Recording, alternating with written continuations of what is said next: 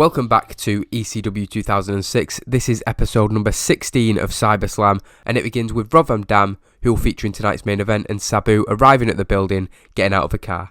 RVD has successfully reclaimed his ECW World Championship from Paul Heyman during the week, and he's ready to defend it in tonight's main event against Low-Ki. However, as RVD began speaking to the cameras, a cop car pulled into shot behind them. Two officers got out and approached Sabu, pulling him to one side out of the scene. Rob Van Dam questions what was going on, and before things get too heated, the cameras pull away. Cutting away from that, the commentators introduce the show, reporting that Sabu has been arrested and removed from the building. RVD was allowed in the building and was not under investigation, and would therefore still be competing in tonight's main event against Low-Ki. So it's not a very good start to the show.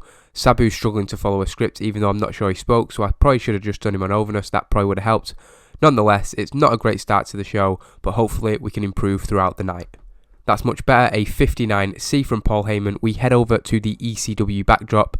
Paul Heyman speaking about Sabu's arrest. He says that he is very disappointed in the homicidal, genocidal, suicidal, death-defying maniac. He thought that he'd be more responsible than that, but he will wait to see the result of the police report before any further action is taken. He added that Sabu was responsible for his own actions and he would support any punishment that came his way. Paul then spoke about tonight's main event between Low-Ki and Rob Van Dam, saying that he didn't want a repeat of last week's chaos between the Hustle and the Originals. Therefore, he was banning anybody involved from ringside. That meant Tommy Dreamer, CM Punk, Trent Acid, Johnny Kashmere, the FBI, Just Incredible, Balls Mahoney, Homicide, Xavier and Sonny Siaki would have no involvement in the main event. Heyman also announced that for next week's television championship tournament final between CM Punk and Homicide, their match would be a ladder match.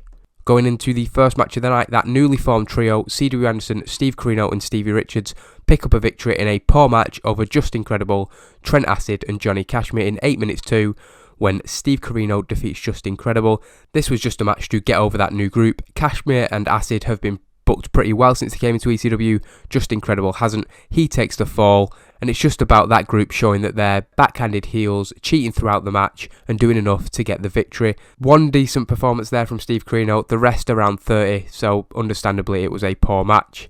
Steve Corino angry after the match, upset that Johnny Kashmere almost injured him with a botch move. That's not good. Oh, it gets worse. Just Incredible drunk. Just Incredible wasted on drugs. We've just got to get Trent Acid for the full set. Oh, Trent Acid was fine, but that is probably the end of Just Incredible in this version of ECW. He's had maybe 3 or 4 matches, at least 2 of them he's been drunken on drugs for. After the match, Steve Corino takes a microphone following his team's victory and declares the 3 men in the ring as the Extreme Horsemen. He added that they were on the lookout for a 4th member and were ready to give ECW an introduction into the greatest stable in the history of pro wrestling. A D+, 48, not too bad. Corino doing well of improvising as he usually does, so that's an okay segment. We then get a promo from Tommy Dreamer, which isn't that great. He struggled when going off script. He is interviewed in the back and comments on the arrest of Sabu earlier tonight. Dreamer said that he was sure Heyman was behind it and reminds the ECW chief that they all have some skeletons in their closet from things they've done in the past. Dreamer adds that he can't really worry about tonight's main event since he's banned from ringside, but he isn't going to stand by and watch RVD get screwed out of the title. As somebody who's never won the ECW World Championship, he knows just how much it means. He then talks about next week, Dreamer calling CM Punk the last hope in stopping the Hustle taking championship gold in ECW, and he believed in Punk's ability to do just that. Going into the second match of the night, it's a 44D rating, so not too bad. It's a decent wrestling match that didn't have much heat. The FBI defeating Elijah Burke and Johnny Swinger in 5 minutes and 48. The finish came about when Kevin Furtick and Shelly Martinez came to the top of the ramp. Elijah Burke got the hell out of there. He wanted nothing to do with that. Johnny Swinger, of course, distracted by their presence and was rolled up by Little Guido. In terms of in-ring performance, Little Guido head and shoulders above everybody else, as he has been in pretty much every match he's had in the new ECW. He gets a 59. A 47 from Tony Mamaluke is good. Tony Mamaluke was injured during the match, which is disappointing, but the focus is really on what happened after the match. The FBI began to celebrate their victory, but not for long, as Kevin Furtick continued to make his way down the ramp, entering the ring. He easily disposed of Guido and the injured Mamaluke before turning his attention to Johnny Swinger. Dropping Swinger with a chokeslam, Furtick made another pile of bodies in the ring, standing tall, once again having left a path of destruction. As has become clear in recent weeks, his violent nature only makes him even more attractive to Shelly Martinez. That's not great, but again, we're just establishing Kevin Furtick eventually you should be able to get better segments than this. Before the main event, we head over to the ECW backdrop, CM Punk talking about next week's match with Homicide for the Television Championship, the final of a tournament where he's already beaten 2 members of the Hustle. CM Punk knows that he'll have to go through the group's mouthpiece to complete the set and become the champion. Punk's willing to do that, but before then, he has his eyes on the main event. Sure, Paul has banned everybody from ringside, but he knows that there's more to that than meets the eye.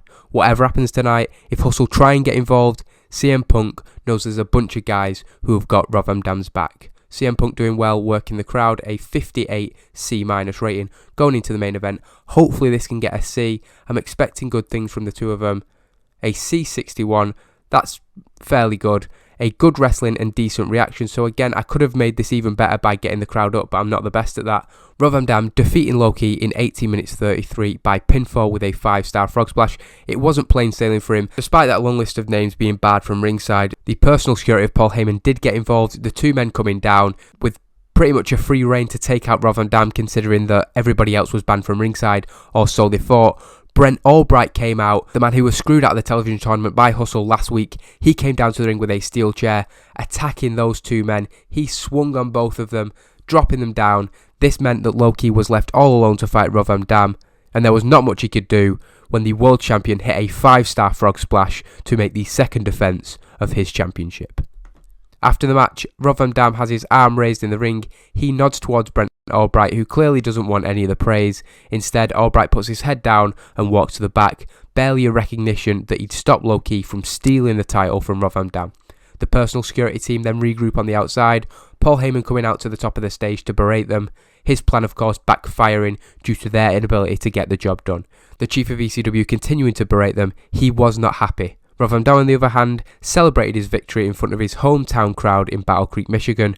The commentators putting over that despite Hustle's initial dominance, it has been weathered by the grit and determination of the Originals and those guys who have helped the Originals against the Hustle. He did add, though, that with the television championship on the line in a ladder match next week, another huge challenge awaited them in the near future.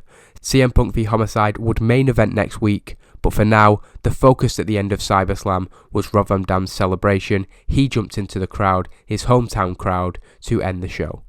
So it's a 56 C-. Thankfully, we are back in the C- after 2 bad weeks of shows, increasing our popularity in 45 region and ending that block of shows with a positive moment. Rob Van Dam defeating Low-Ki in front of his hometown crowd. Next week, CM Punk versus Homicide in the Television Championship Tournament, and we are back in the Tri-State, so our rating should be better. Hopefully, we can continue to build the momentum. There is a huge announcement on next week's show as well, which will affect the very near future of ECW, so I'm very much looking forward to booking that show. A quick post-show update. Tony Mamaluke will be out for 6 weeks, and we have 2 incidents involving Just Incredible. This one, him wrestling drunk, I'm not going to act on, but the drugs problem, I'm going to send him to rehab.